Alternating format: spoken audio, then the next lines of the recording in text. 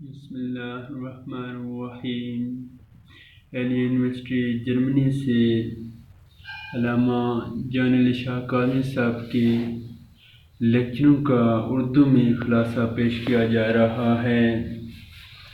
طب الویز جو طب وحی پروردگار سے موسمین علیہ السلام تک پہنچی اور ان سے حدیث کی شکل میں ہم تک پہنچی، ایک ذخیرہ جس میں ہر بیماری کا علاج موجود ہے۔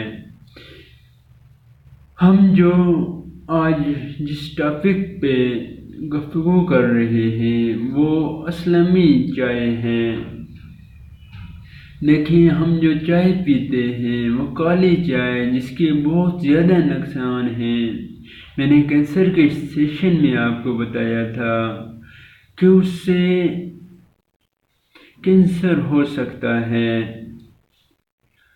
لیکن اسلامی چائے 18 سے زائد اسلامی چائے ہیں جن کے بہت ہی زیادہ فوائد ہیں۔ اس چینل کے تھرو انشاءاللہ ہم بتائیں گے، ہم سکھائیں گے کہ اسلامی چائے کون کون سی ہیں، اور انشاءاللہ اسلامی چائے رائج کریں گے تاکہ لوگوں کو جو بیماریاں ہیں وہ بھی ختم ہو جائیں۔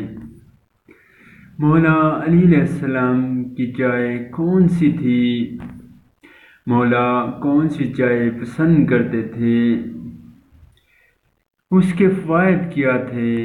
اس کو بنانے کا طریقہ کیا ہے؟ مولا ایک جڑی جس کا نام بادر نجوبیہ تھا، اس کی چائے پیتے تھے۔ یہ چائے دل، پٹھوں اور مغز کے سیلز کو تقویت دیتی ہے، نائدی، آرام بخش اور خون ساز ہے، کون سے آنے والی آوازوں کو ٹھیک کرتی ہے، آرام سے صلاح دینے والی ہے، گردوں کی بیماریاں، برے خوابوں اور منہ کی بدبو سے بچاتی ہے۔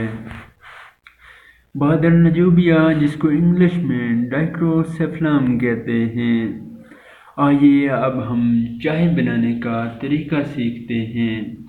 ایک چمچ کے برابر بادر نجوبیہ کے پتوں کو ایک کیتلی یا وہ برتن جس میں ہم عام چائے بناتے ہیں اس میں پتے ڈالیں اور 80 ڈگری سینٹی گریڈ میں ڈالیں اور 15 منٹ تک صبر کریں، اس کو ابالیں، اور اسے میٹھی بنانے کے لیے شہد یا مصری وغیرہ استعمال کر سکتے ہیں۔ اس کی طبیعت بہت گرم ہے، کچھ مزاجوں میں بلڈ پریشر کو ہائی کر دیتی ہے۔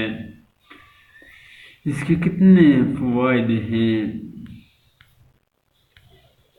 یہ دیکھیں، یہ چائے کے پتے بتائے گئے ہیں، یہ پھول ہیں، یہ خشک چائے کے پتے ہیں۔ ایران میں اس کے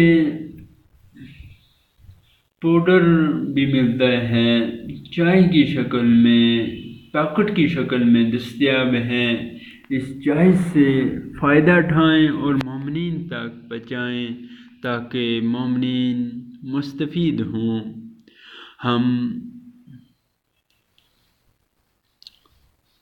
یہ میرا سگنیچر ہے۔